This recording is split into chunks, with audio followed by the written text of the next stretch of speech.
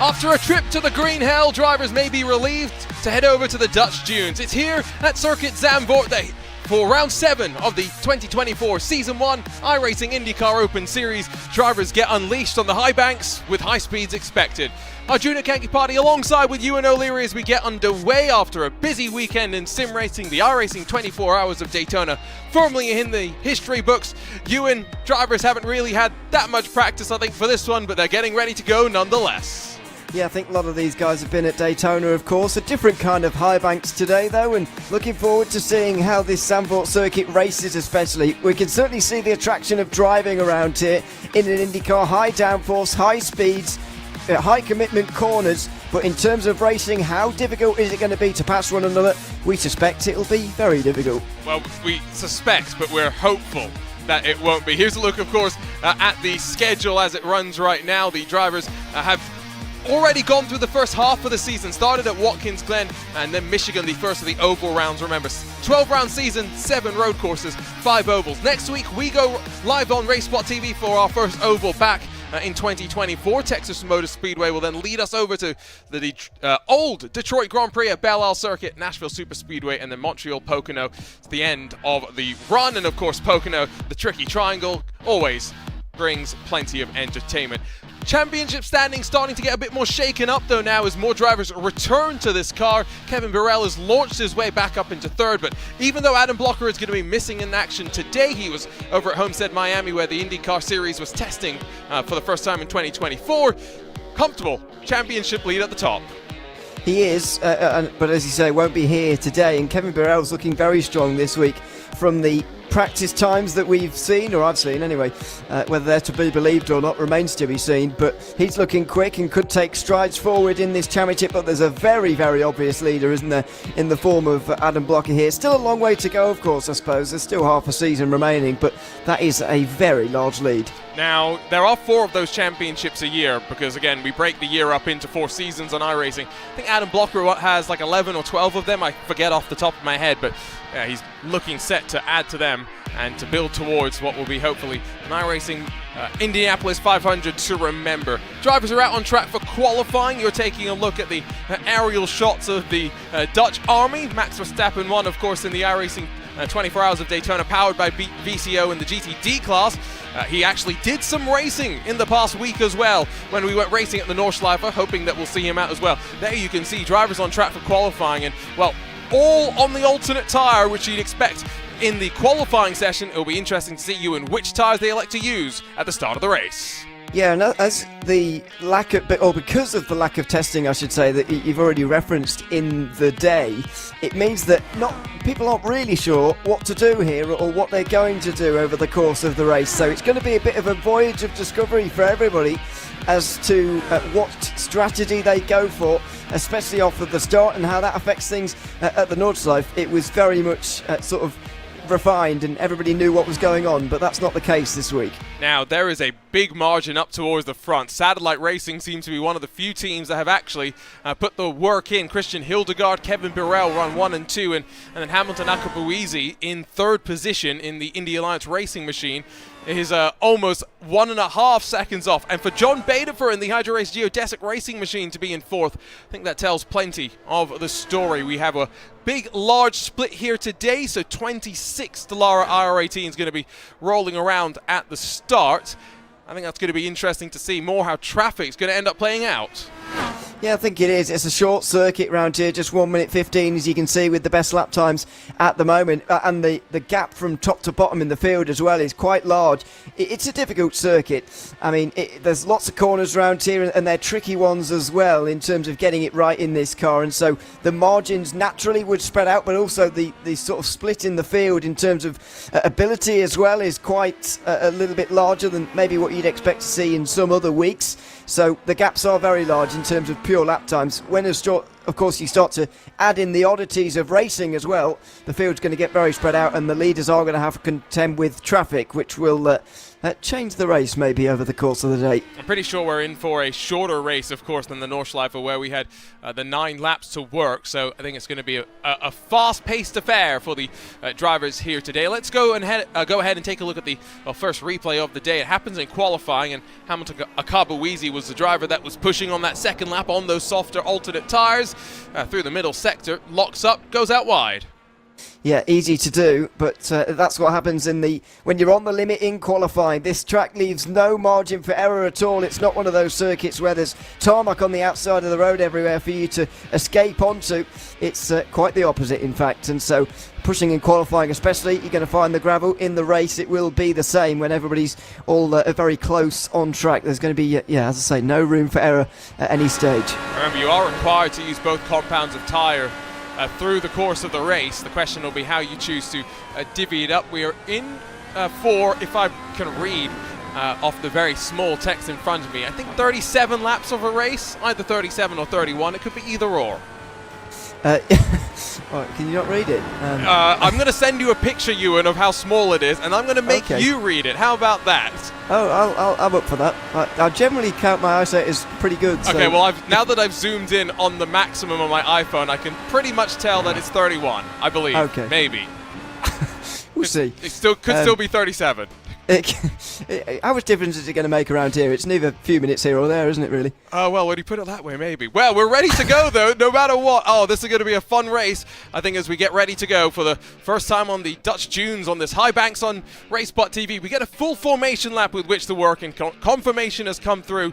31 laps with which to work. Let's go trackside and take a look at the starting grid. Christian Hildegard and Kevin Burrell, the pair of satellite racing machines on the front row, and split by around 3.5 tenths of a second. John Martin from down under, then alongside Jack Mara, and then Hamilton Akabuwizi and John Bader for 5th and 6th positions. Front 3 rows split by 1.5 seconds. Big margins there, and Jacob Oster in the Team i5G machine is alongside Nicholas Sudik, Andrew Marquez, and Sam Karasala, 9th and 10th positions. Charlie Sears and Olivia Hayward, 11th and 12th, down to 13th to find Frankie Francica alongside Matt Brewer, the Indiana native. And Nicholas Short and Davis Trask are all on row number 8, with Alexander Woodmansey and Milo Green 17th and 18th. Of course, you see the split in times, traffic going to be a factor, and so as Kevin Whalen, Bjorn Seagard, Clint Martin, Oliver Simone, and Matt Shimko and Robin Glenix roll from the top 24, they see Matt Taylor in the Madworks car and Michael McCauley in the number 22 rolling from the very back. Of course, plenty of drivers not here, I think, of course, with so much focus on Daytona, and I don't entirely blame them. I'm still trying to recover from that last weekend. Same, actually. Well, I was this morning anyway, when I suddenly had to wake up at the time I was going to bed the previous night. But anyway, whatever. It's fine. It's Daytona. These things happen. So yeah, I'd imagine these guys are probably feeling the effects of that as well here today, and they certainly have been in testing, as you mentioned. It's been not a week where you can prepare ever so well. And so that leaves a few things sort of less refined than we saw last week, and that might create a better race if everybody doesn't quite know what they're doing over the course of it with strategy.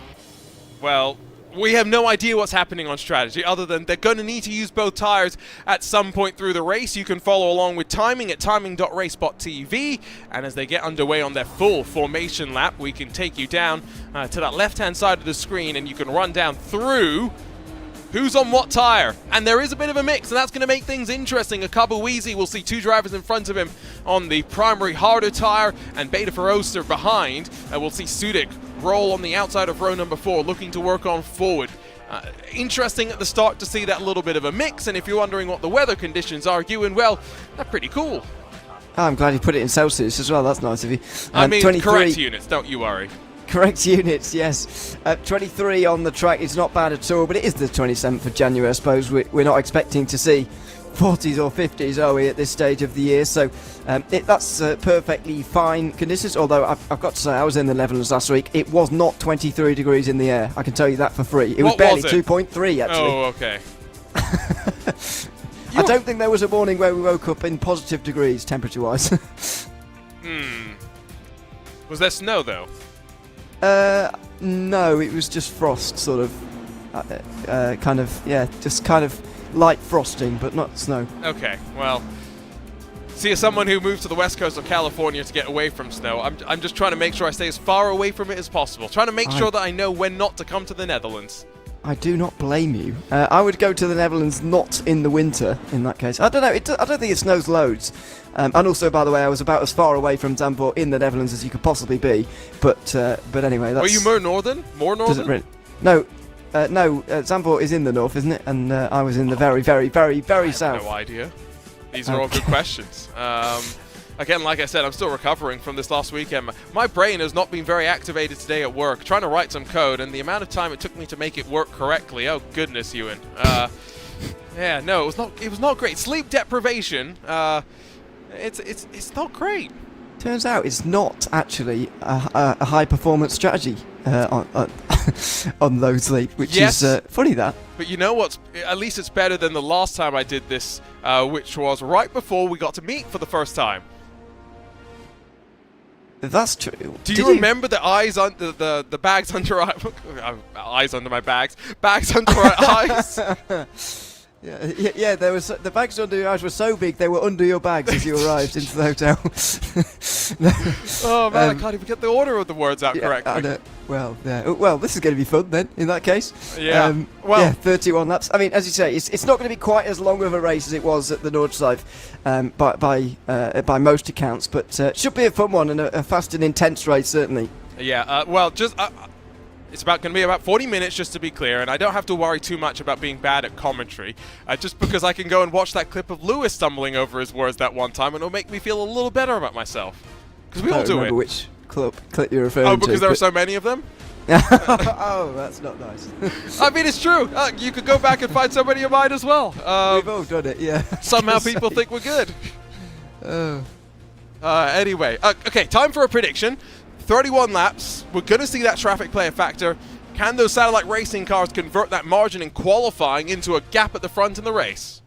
Yeah, I think so. If they can keep it on the road, certainly, then it's going to be a good race for them by the looks of things. And the fact that they're starting on the red stripe tyres as well is really going to help them leap away from the start.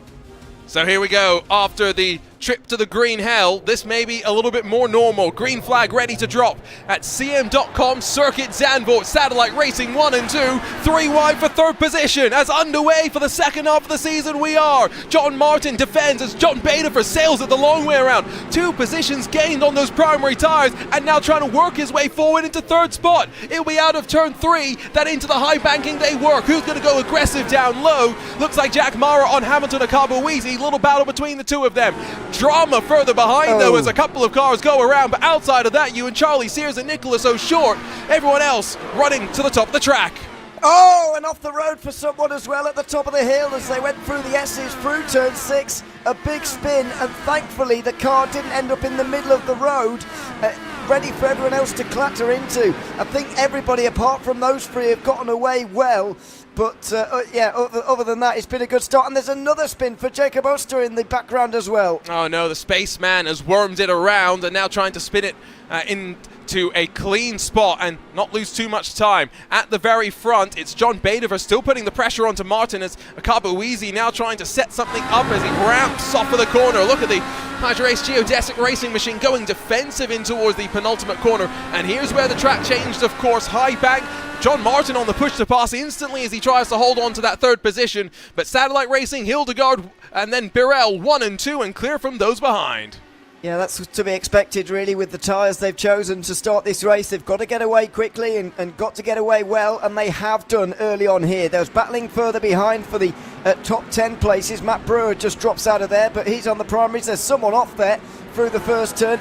It's such a difficult circuit to get right. We've already seen quite a few mistakes. I think that was Matt Shimiko that had the issue and has dropped down and now behind Matt Taylor. Charlie Sears has come down to pit lane along with Nicholas Short. So after they got tangled up on the start, now more sliding I heard in the background. I think it was Sam Carasala at the very fast right-hander.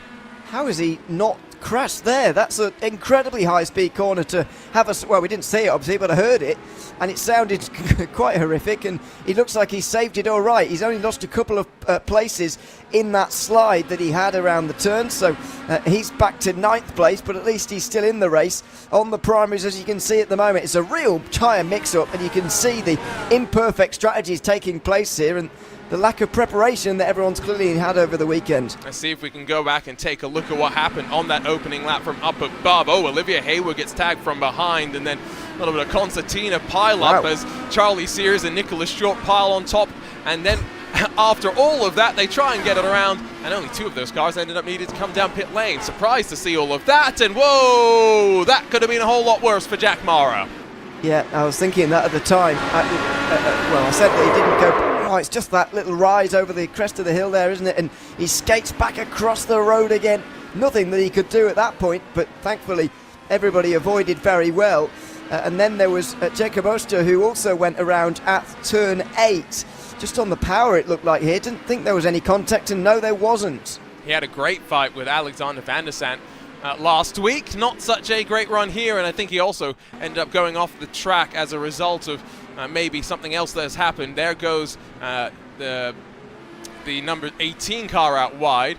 And now we'll try and pick up what happened to the Worm Man once again, and ride on board with this Team i5G machine. Just ran in way too deep. Yeah, and the closing speed there probably scared him a little bit as he went down in towards turn number 1. Ended up quite a long way off the road, or well, it could have been a lot worse though, I suppose. So that's all okay. That's a bit of a moment into the tyre wall down at turn 8 as well. Almost looked like that line was all wrong there, far too narrow on the way in. Yeah, and that was Winmansey running off the track and now back down to pit lane. So at the front, still Hildegard and Birrell split by around a second. They've been able to build already 5 full seconds, then back to John Martin with Hamilton and Carboeasy behind, and being unable to convert the alternate tyres to a pass just yet. Look how he runs almost off the track and into the green stuff on the high bank of turn number 4. Yeah, it's a bizarre corner now, isn't it? Around there at turn. Well, I've got turn 3 on mine, so whatever, we'll go with that. It is turn 3. I just can't count. Oh, okay. Sorry. I called it turn 3 before as well, didn't I? I didn't even mean to. Yeah, it's a bizarre corner now, having to run up so high, and it does take away from the racing sometimes, because when you dive down so low, you've got to really sort of do a slide job almost, oval style. NASCAR oval style through there, unless you're just not going to get the pass done, because the run that you get off the top there is just so much greater than you can ever get down low. Now Nick Sudik's in our Zoom chat. Only problem is he forgot to turn his camera on. Can you imagine? Actually, yes. What have you done? That's that what before? I do. Most of the times when I'm in video calls, to be fair, I turn my camera off, so nobody wants to see that. You see, I used to do that, and now I work at a fully remote company, and it's quite nice having the camera on. I'm not going to lie. Jacob Oster's working his way on forward. He's up into what I believe is 15th position. Still a long way for him to try and work on forward. We had 25 end up seeing the green, 2 seemingly have retired, and all of the remaining 23 runners still left on the leading lap, as a couple of drivers burning through the push-to-pass, but by no means anyone getting ultra aggressive with them. With a track like this with elevation change, something you've got to remember is even if there isn't a strong breeze, Ewan, which we do have here, as you would suspect on the coast, 19 kilometers an hour, when you have these elevation changes, you also have drastic changes in how your downforce is going to work.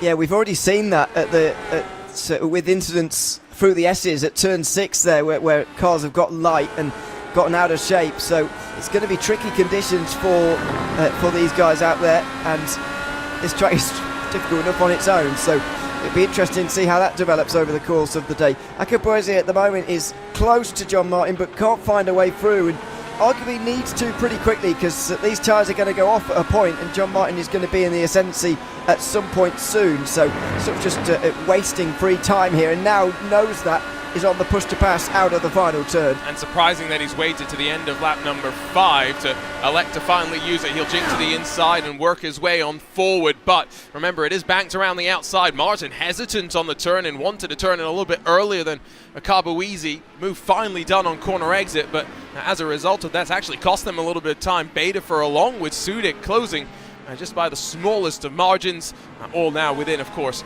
4 seconds for third spot. Final spot on the podium, there's still domination from Satellite Racing up front. This is the benefit of coming in with setup preparation, I guess. It is a little bit yet, and they'll be delighted with how this race has gone on so far. The only thing they've got to worry about, I suppose, is the guys who have started on primary tyres coming in a bit later, the likes of John Martin. Can he do something about these two later on? Well, based on the qualifying times, it's going to be very difficult to do. So the next equation we have to really figure out here is, how are the Satellite Racing guys going to race each other? Are they going to race each other? You'd imagine there will become a point when they will, but when is that, and how do they go about it when they do? Yep. You have to assume after the final sequence of pit stops, although both drivers on the push to pass, that and Hildegard before Birel, indicates that the leader went on the button. Birel now responding. They're already trying to break away and, well, I say break away from one another at this point. We'll see how they end up holding each other honest at the front. At the line, Akabuizi within 0.8 of Martin, but now slowly being able to break that advantage away. A couple of drivers behind still just running in the dirty air, but there's a 3-car train building behind Clint Martin for 15th spot. Yeah, this is a good opportunity for Jack Mara here to get down the inside into turn 1 if he wants it.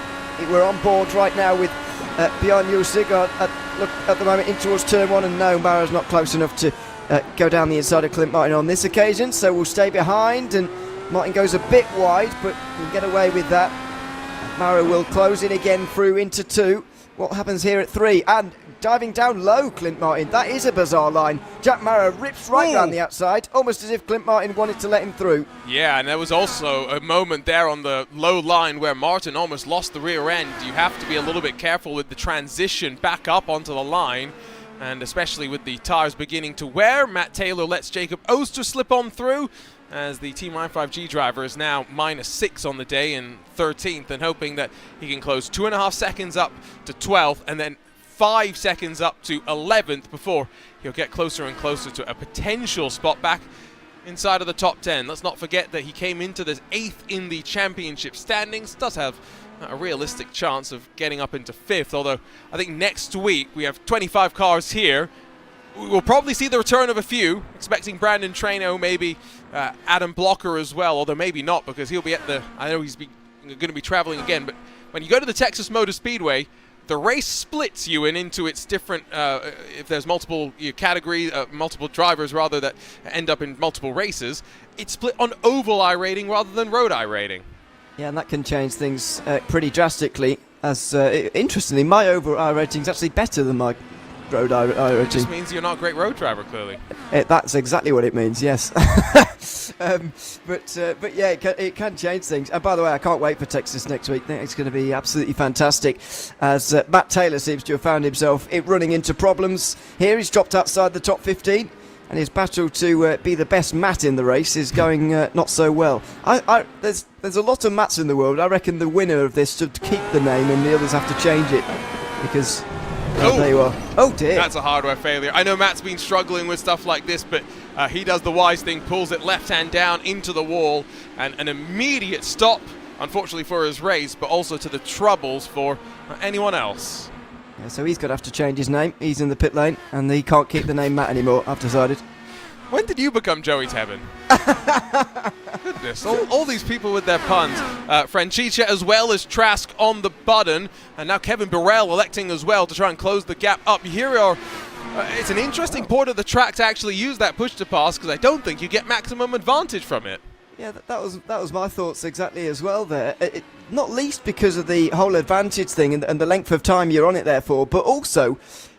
We saw a car get light over turn 6 earlier on, of course. I know that was the opening couple of laps, and stuff wasn't quite normalised by then. But even so, I'm not sure I'd want the extra power going through the S's like that, because while it is flat out, it's a little bit nerve-wracking at points when you're going over the rises and falls there, because of the wind and all of the other factors, of course, that you've got to remember at this circuit. So yeah, I'm not sure I'd use it there either, but. For whatever reason, Burrell thought it was a good idea, and he is closer, in fairness to him, but now Hildegard's going to do the same thing, and he'll pull away again. And now we're going to get to see if it's going to allow Hildegard to build that advantage just that slight bit up. Of course, both cars in identical liveries, and now we actually do have to do a bit of a comparison. Sorry, I hate to go onto livery watch, but are these identical? I think they are. It's going to annoy me if they're not, so I'm happy saying that they are and not being able to spot a difference, because if I do, then it will annoy me. So I'm going to go with yes, they are. Okay. Birel, by the way, uses another push to pass, and he seems to have found something because electing to wait to use it, seen him close now to within half a second, and this is the closest he's been since the start. Yeah, he's chewing through them though, and we're only in the first third of the race, and I'm not entirely sure I'd really want to be going through them all at this stage. I mean, they've still got 7 each, so they're not exactly running on their last legs, are they? But even so, you don't want to. They've used a lot more than those around them. In the likes of third, fourth. Maybe they're not worried about those guys. No, I don't think they're worried about them at this point. No. They're 10 seconds clear of anyone on the same strategy. But that's even more reason, in my opinion, to save them. What is the point? You're not trying to pull away from anyone else. You're just staying with the driver in front of you. Why are you using so many? There's probably a reason that I'm not considering, but it doesn't make a lot of sense to me right now. I think they're trying to fight. Although, maybe this is...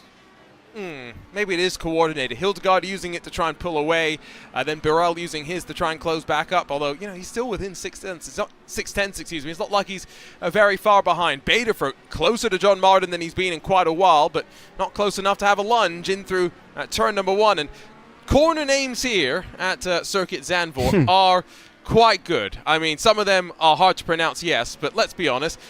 Any corner named Tarzan is pretty spectacular. Yeah, and that's basically what we go for in English, isn't it? We don't actually go for the Dutch name of that Tarzan turn. Bocht, which just means that it translates to Tarzan Corner. Exactly. So we just go for Tarzan in English. It's and also, like when you say chai tea. What's that? Oh, you don't worry about this meme. We don't need to go there. What is that? What? Don't worry okay. about it. You are clearly sensible enough that you don't need to know this meme. Okay. Well, that's interesting. But anyway, also, you in that Dutch pronunciation, you didn't use anywhere near enough throw. Oh dear, as someone's off the road down there. Is that the fast part of the section at the turn 7 kind of area? Was that? I couldn't quite recognise. Turn 3, to be honest. Well, we're about to now find out. I could be wrong. I couldn't really recognise it from that point. Oh, we think we both... Oh, no, you're right. Yeah, it's started at turn 2 and then crash ended at turn 3. Yeah, so technically neither of one of us was properly right, but I was closer. I was a quarter closer. Yes. I mean, cool, he just took too much speed, too much commitment there. Yeah, not enough grip at all, and realised immediately as he tried to reverse out the wall that car was damaged beyond drivability anyway, and so has to retire back to pit lane, and that's going to add to the list of retirements now. I believe we might be down to 21 cars in the race, at least 21 who haven't made a stop yet. You are right indeed. Brandon Traino's not here, by the way, because after doing plenty of hours in the iRacing 24 Hours of Daytona with Team i5G, it's his wife's birthday, so he's making up for all of that. So happy birthday to Traino's partner, as we see Davis Trask get past Frankie Francicia. This is not a place you want to go side by side, but two brave drivers. Trask unable to convert the push to pass the long way around. Francicia holds on to 9th position. Yeah, that's a good battle between these two, especially at that point in the circuit. Would be quite nervous about going side by side over the top at turn 6 there. It's quite narrow, but they managed it, and a nice racing between the two of them. Another look down the inside there at turn 10, but no move either. It's quite an interesting point on the circuit. If you can stay close enough through there, there's, it's slow speed, and you can get down the inside at turn 9 or 10. It's quite a good place in the track for racing. Loving the roar of the engines once again from some of these static shots. There's a look from John Baderfer. Martin the long way around through Tarzan's going to be able to hold on, but this is now two drivers on the same compound, let's not forget, so they're not on two different strategies. Long way around through turn 3. Baderfer gets on through. Very nice move as well. John Martin did a good job as well of keeping that out the side of him, because he locked up. If he hadn't have stopped that in time, he would have gone clattering into the side of the number 1 car, and that would have been bad for everybody. So John Butterford is through, and John Martin, has been just falling back slowly over the course of this race. Most of it was down to the fact that, well, I thought anyway, down to the fact that those around him were on red striped tyres, but obviously that's not the case anymore. He's just been legitimately overtaken there. we have seen some drivers down to pit lane. So Nicholas Sudik in the All-American iRacers machine with Team Watson Racing support has found himself dropped down to 14th. He's on to the primary tire. Now, I don't remember if we started on the alternate, but I don't think he did. So he's gotten to lap 13, indicated that he's not going to get to the end without a splash and dash, and as fewer laps as possible on the alternates. Maybe that's what he's thinking. Possibly, if you're not fancying them, then it's probably a good idea. I mean, we are already nearly halfway through, and there haven't been many pit stops at all yet. So the 2 stops that we saw 1 week ago are not particularly materialising once again here, I would say, because even the guys on red stripe tyres are staying out there for nearly half the race here. So surely they can manage, a little bit more than half on the primary tyres. Maybe I'm just completely messing up the strategy. I mean, it's very possible. Anyway, Davis Trask into the box and going to get 4 fresh Firestone tyres. Seems to be the alternates going on to his machine. And as we near the halfway mark of this race, still the 2 teammates at the very front of the field who are, well, last lap time was a 1:19.354 for your leader. His best lap time, a 1:17.732. So it is fair to say there is a decent amount of fall off that they are dealing with at this point in the race. But because they've gotten to lap 14, there is no way they would come in before they are good on fuel. Maybe that's the next lap at the earliest. Yeah, we're about to go on to lap 15. Obviously, 31 lap race doesn't quite divide up into 2 very well, but you get the point. We are going to be at that stage very soon, and maybe that will open the window for pit stops, because especially in the top 10, we've really not seen very many of them so far, and I'm interested to see how this strategy is going to develop. Are these 2 literally going to follow each other into the pit lane and do exactly the same strategy and going to race each other on the circuit to the end? Well, I hope we do see these 2 go to battle at some point. I do fear slightly that Kevin Birrell has been trying the entirety of the race to make a move here, and he's just not been able to manage it yet. Franchicha down to the lane. Jacob Oster with a look to the inside on Matt Brewer, but can't get through. I was just reading our YouTube chat. Great to see that Klutz is back. Never a RaceSpotTV IndyCar broadcast without some of the characters in our chat. And do let us know who you support. Hamilton and Carboeasy supporters jumping in. He sits only about 2 seconds in front of John Baderfer, and so the advantage that he had built on the alternate tyres initially now starting to be eaten into. He'll be wanting to come in as early as possible. He did a 1:20.192 last time around, so he's almost a second slower still than the pair out front. John Baderfer right around on the same markers as your leaders, who are continuing to turn in the laps. Surely they'll be in at the end of this one. You would imagine so, and in fact there are still 15 cars out there on the circuit as of the start of lap 16 who have yet to come into the pit lane. Wonder whether we will see a couple more at this stage or on this lap, I should say.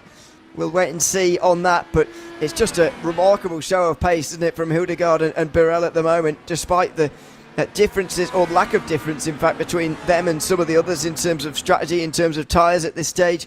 They have just got this setup down. They've clearly got the practice down. They've done the work, and now it is showing for them. Another 3 attempts taken out of Akabueze on that lap by the 2 of them, and they're continuing to pull away. It's going to be between the 2 of them for the race win, you would imagine. Yep, 1 stop making it rather simple for them. Now, we do tend to see more 1 stops than 2 stops in these iRacing IndyCar Open races. The iRacing IndyCar Tour, which is going to start back up in a couple of weeks' time. Almost a couple of months' time, I should say. That's closer to full-length races, so if you enjoy those sorts of affairs, then you have limited time slots with which to enjoy. Jacob Oster with a look up the inside at the very last moment. Matt Brewer gave him room and gives him the position eventually. The Worm Man up to 8th.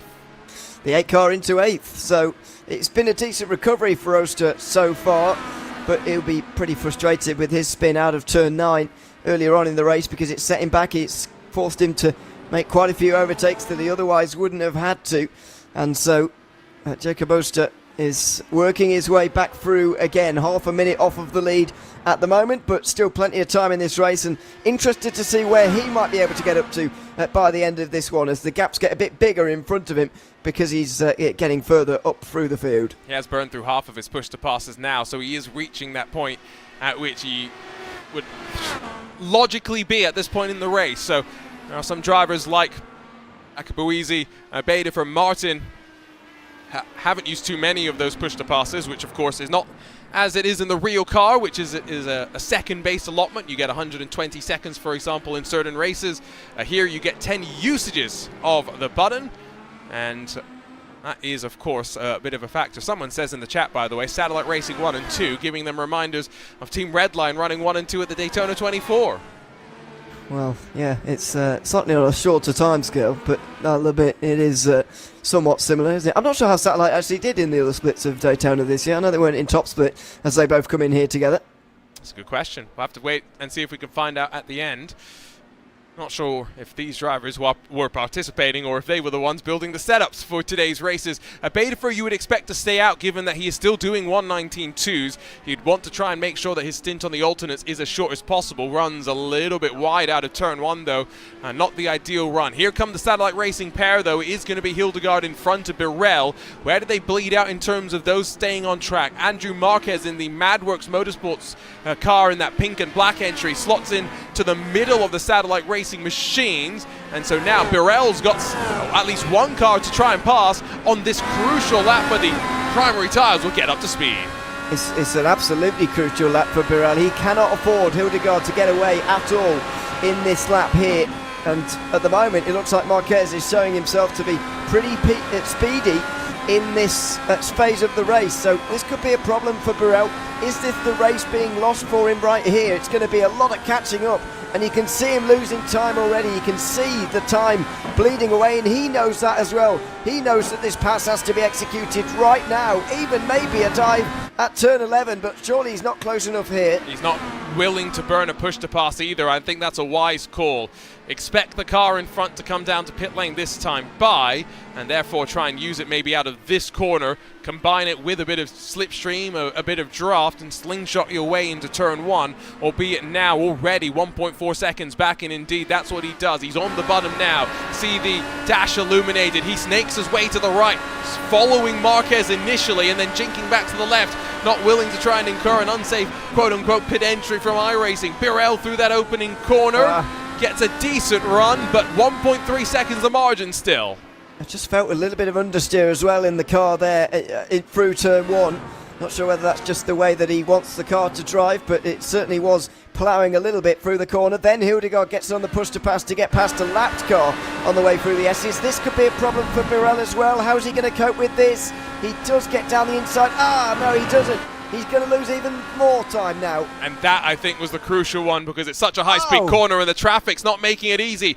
Costs him even more time. And I believe in front of the Satellite Racing machine, I'm trying to pick up the number on the nose cone, but it's just flicking past a little bit too hard. He'll finally get on through now. It's not Nicholas Short, is it? I don't think it is, although I could be wrong. Regardless, finally gets on through, but the damage has been done. Gap up to 2.5 seconds. Hildegard in front was able to get past Charlie Sears pretty quickly. Yeah, and that's the difference, isn't it? Hildegard has been able to negotiate this lap traffic and the passes for position a lot quicker than Kevin Birrell, and that could be the race right there. Birrell has seen that lap car going in. Oh no, he's going to pull out the way entirely. That's good news for Birrell, but the damage may have already been done. How is he going to close over 2 seconds in the space of 12 laps? I don't know how that's going to happen for him. Yeah, given how close they were on speed, got to assume it's unlikely. Kabuizi is out in front now of Matt Brewer, although with a technical issue there, he'll be hoping that doesn't flicks back in front of him anytime soon. Jack Mara's down to the box himself. Oh, this is the danger of a single split, sometimes referred to by some as a waft, but it's the multi-class management that sometimes you deal with, even in races like this, with drivers of all different skill level. Hildegard's got the advantage. Have to assume they've got pretty identical setups as well. I know a lot of people assume that even at top levels of sim racing there will be some driver adjustment comfort level, but for the most part, Ewan, setups aren't too different.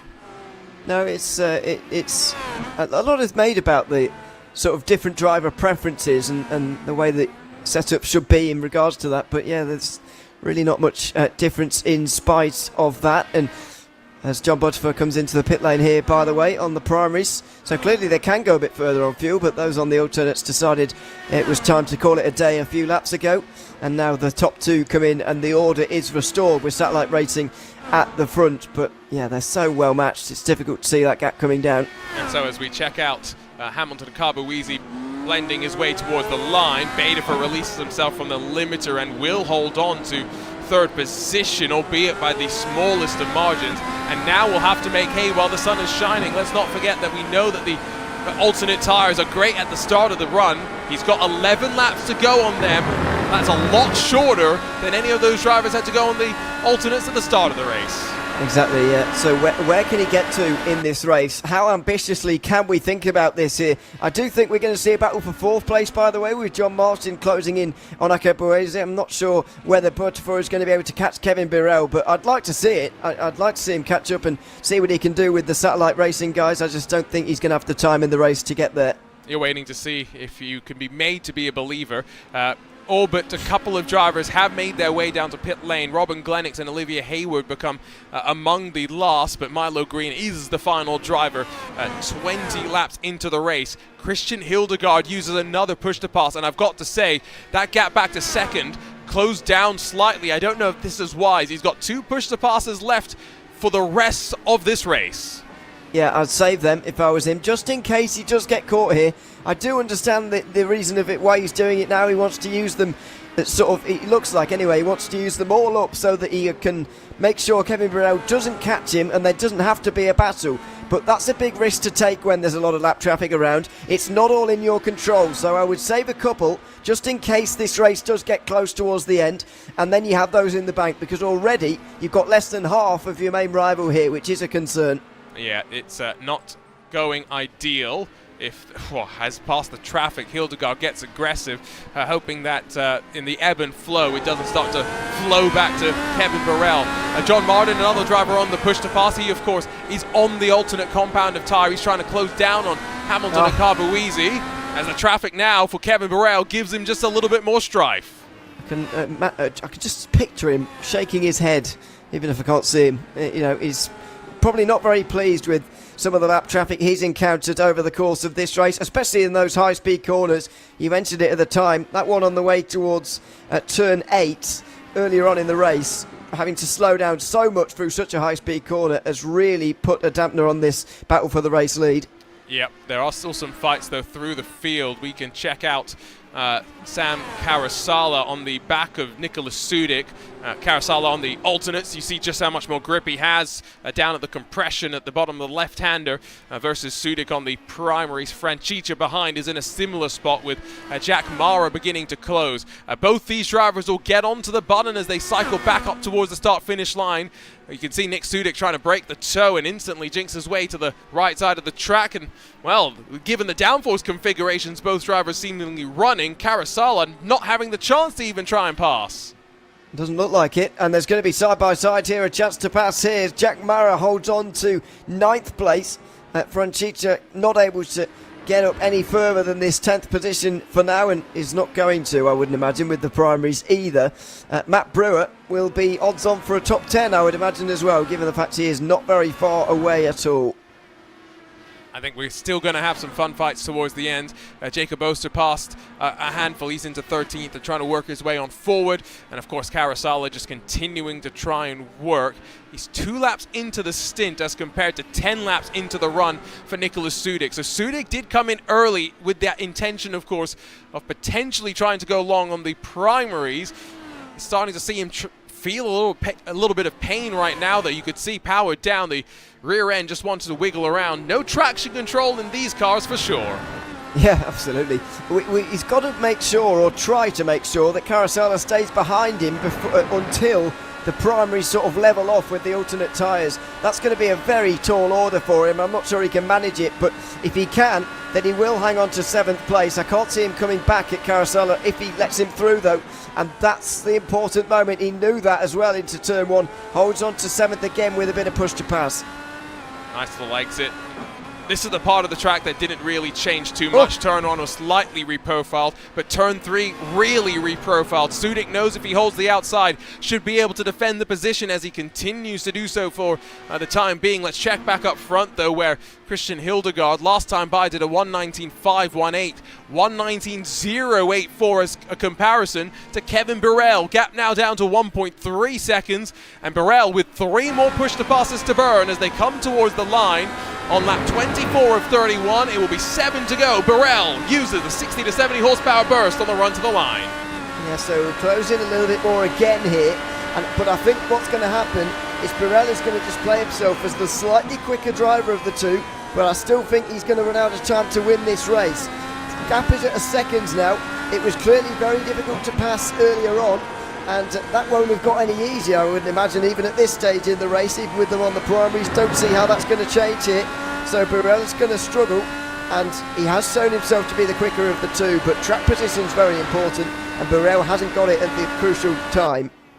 Tower getting lit up like a Christmas tree, not just Karasala and Sudik, but Mara Brewer too. Again, Karasala in the 11 with the look down low, but Sudik holds on, frustrates, defends, and holds on as he needs to behind. Franchicha trying to hold off Matt Brewer, but not going to get the chance to do so. Davis Trask, not the one that's closing behind. That is a lapped car, so Franchicha has a little bit of time with which now to work and to settle into the rhythm of this race. 7 to go, though, between these two teammates at the front. We wondered when they'd start to duel. I think we're about to see it sooner rather than later. That wasn't a good run off of turn 12 for Burrell, though, and luckily it's not a long straight afterwards, so his run is not sort of accentuated over the course of the straight, but once again he's 7 tenths behind, and we've seen this before. I just don't see how this is going to be different to the first stint. I know that there's not much pressure on the first stint, and you know it doesn't really matter who is ahead of who at that stage, realistically, not that much anyway, but oh dear, as you see side by side here, this is a good battle. Karasala does get through to 7th. It's finally done, but it took a while, and you've got to think he's surely burned up some of the alternates, even if it's only now 4 laps into the stint. Will be 5 at the end of this one. Both drivers now with 2 push-to-passes left each as they get onto the button once again. You see the jinking back and forth here as they duck underneath the gantry at the start line. Still seeing the sun continuing to set, by the way. It's not because it's particularly late. It's just because, again, of those elevation changes that we've been talking about. And it's going to make those wind impacts just that little bit more drastic as these two drivers just continue to ride on the edge at the very front. They came in on the identical lap, so they should be relatively equal in terms of tyre performance, but now as they come to 5 laps to go, Hildegard with just 2 push-to-passes, Burrell with the 4. You and I cycle our memories back towards the mid part of the race where we did see Christian Hildegard using the push-to-passes on the start-finish line, and then Burrell out of turn number 3. Yeah, is that going to be a returning theme? I don't know if it's a good idea, because is he going to be able to get close enough to pass on the way towards from turn 3 to turn 7? I'm not sure he is. And so, well, he might try it, but I'm not sure it's a good idea. I think turn 1 is the much more likely opportunity, because at the moment, with the way this racetrack is and how well matched these two are, I don't know where else he's going to do it, as Olivia Hayward goes for the second spin in the race. New livery, but unfortunately not going exactly the way she would have wanted. I am sure, though, in that Prismatic Motorsports entry, some of the future races will show plenty of promise for her. Back towards the front, though, Hayward was trying to get past Glenix for 15th, and now you see more of those drivers still continuing to battle. We have continued to focus up front, even as Hamilton and Carboisi has been dropped by John Badefer for 3rd, and now increasingly under pressure from John Martin for that 4th position. And John Badefer is going to make the results sheet look very respectable for himself indeed as well, with this late run on the red stripe tyres. I'm not sure he's going to get there. In fact, I'm quite sure he's not, unless these two really do fight for the win here. But he's going to make this very respectable indeed for himself, and a decent drive as well. In the end, the field, hasn't been wildly spread out, especially compared to what we saw in qualifying. It was about a second a lap, and over the course of 30 laps, you might be forgiven for thinking that the top 2 would be 30 seconds ahead of the rest, but that's not the case at all. There's plenty of drivers making this result sheet look very respectable indeed at the end of the day. Yep, that is something to think about. Carboisi and Martin both on the button. John Martin only has 1 more usage left after this, so he finds himself in dire straits. Akabuwizi has still got 6 of those push-to-passes left to go in order to try and defend, close just that little bit more up towards the front. They have continued, though, to see lap times fall off. 1:17.732 is, of course, the fastest of Kevin Burrell's and Christian Hildgaard when it comes to the most recent lap time. Steady on the primaries, but 1:19.479. That's where Betafer continues to find the closing speed. But with just a handful of laps to go, unless these two are going to fight, it isn't going to be close enough. Who do you think has been pushing more, just from the body language of the cars that we've been seeing? Well, out of these two, I think it'll be Burrell. Although I do think Hildgaard has felt the pressure a bit in this second stint. I've got to say, just in the way the body language of the car has been sort of behaving over the course of the race, especially at that sort of 2-second margin, I did feel like he was under a bit of pressure, or at least felt like he was. Burrell obviously has been pushing those tyres a bit harder to close in a bit here, and maybe he's feeling the effects of that. Maybe he's just having a bad lap, but the gap has now grown to 7/10 of a second. And once again, I go back to the same point. How is he going to find a way through? I don't see it at the moment. I feel, especially now that it's almost equaled out in terms of push-to-passes, that it can't happen. I'm trying to think of a way that it could.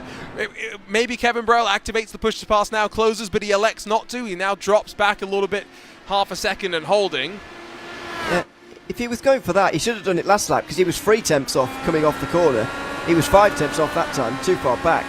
He's only got 1 more push-to-pass in advantage to Hildgaard. We're coming to 2 to go. Hildgaard with 2 push-to-passes to go. You know what's happening here, and he's going to use them on each run towards the line.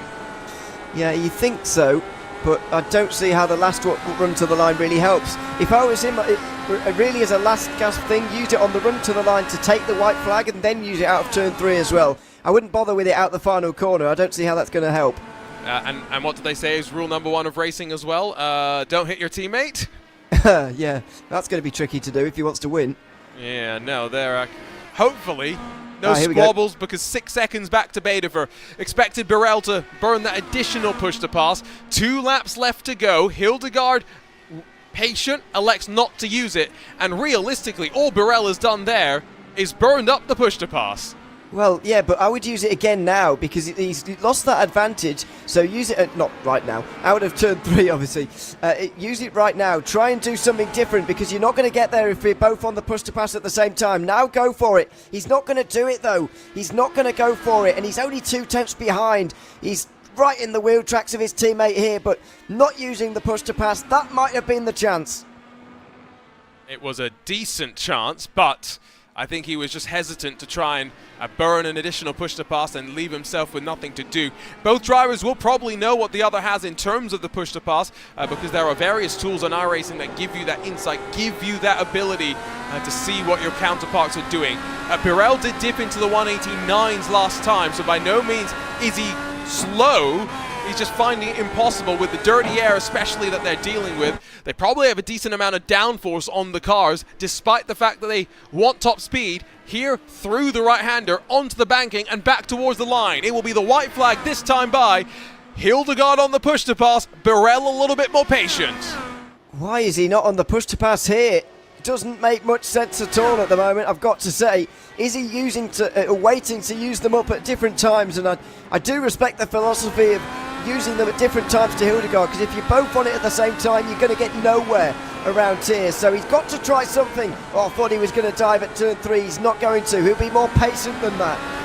He will be patient, but now finally on it. Hildgaard, though, uses his final push-to-pass in response. That's heads-up driving. Might leave him vulnerable on the run to the line, but I think you're right, Ewan. At that point, it's a little too late for Burrell to be able to take advantage, who has a bit of a slip-up on the run through ski flak. Yeah, he should have used it last lap, because Hildgaard wouldn't have been using the push-to-pass again. He was only 2 tenths behind because he'd been set up by the front straight there. And I think that's what he might have to look back on and rue his errors over the course of this race. Out of turn 9 they go, or 10 as well. He's not using it again. I don't see how the run to the line's going to help. It's not that big of a run. Yeah, I think this might be done and dusted, although, you know, he's going to give it ago. 40 minutes of racing have flown on past. The green hell was a challenge in and of itself. Traffic was the challenge this time for the Satellite Racing pair up front. They were the best in qualifying, by far. Best in the race too. They'll win by more than 6 seconds, but between them, it's Christian Hildegard that reigns supreme. Margin of victory, just over 1/10 of a second, but what a drive it was between the two of them. Late charge for John Badefer did see him rise to the final step of the podium with Habitil Akabuizi and John Martin, the rest of the top 5.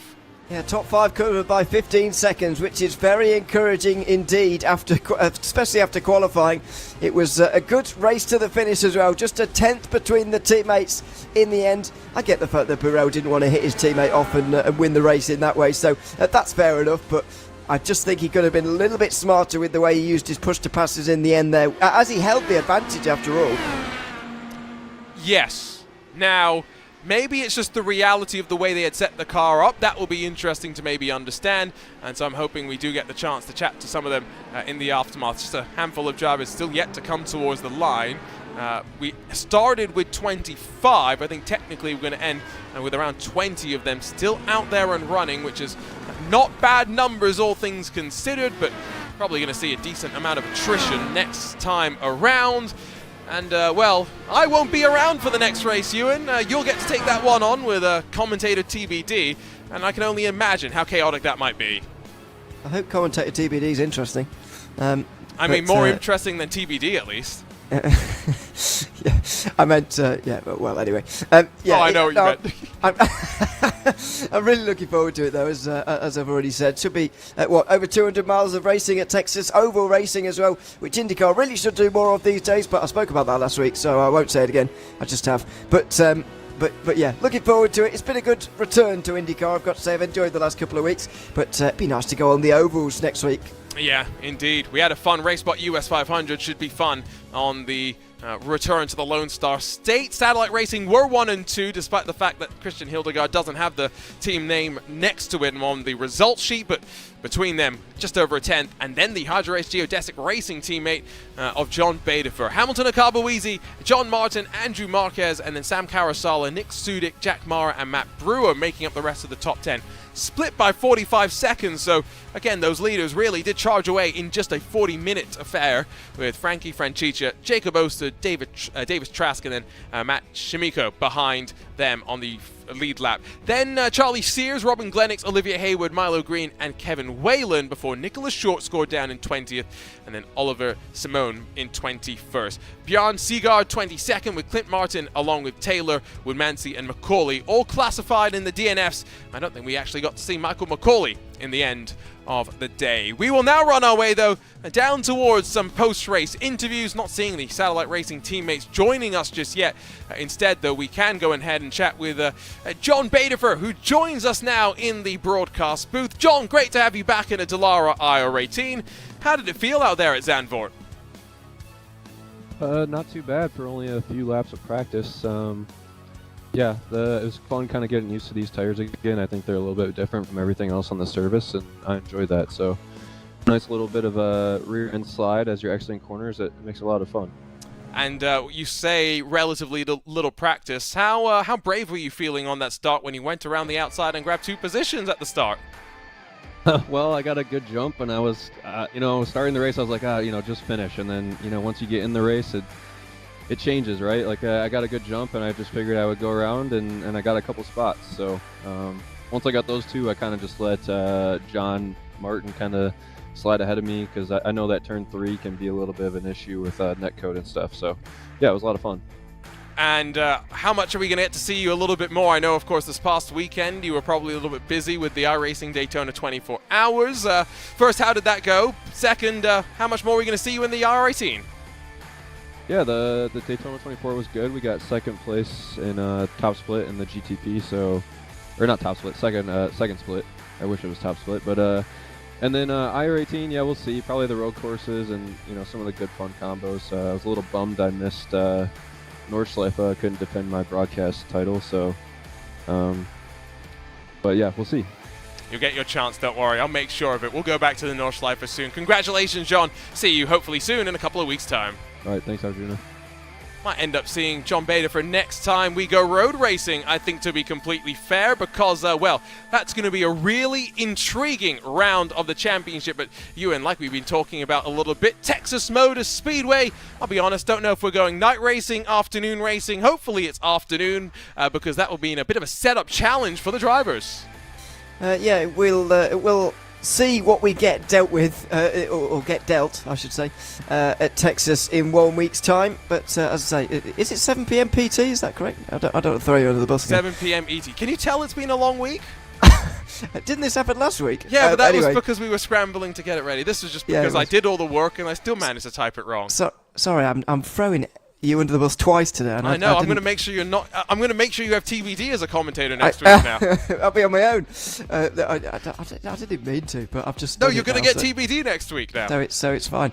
But yeah, no. Out of the ones remaining, it's the one I'm probably looking forward to most. Although Pocono is going to be great as well, isn't it? It's iconic oval IndyCar racing at both of those venues, and yeah, really looking forward to seeing how they pan out over the course of the remainder of the season as we get into deep into the second half now.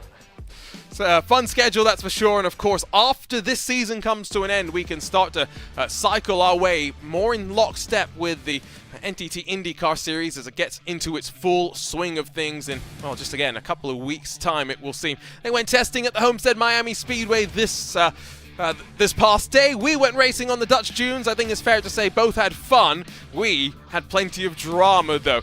Christian Hildegard, Kevin Burrell 1 and 2, and next time we go racing, it's from the Lone Star State. Join us for all of that, but for Ewan O'Leary, alongside myself, Arjuna Kankipati, we thank you for joining us here on RaceSpotTV. We'll see you next Monday night to go high stakes oval racing from the Texas Motor Speedway.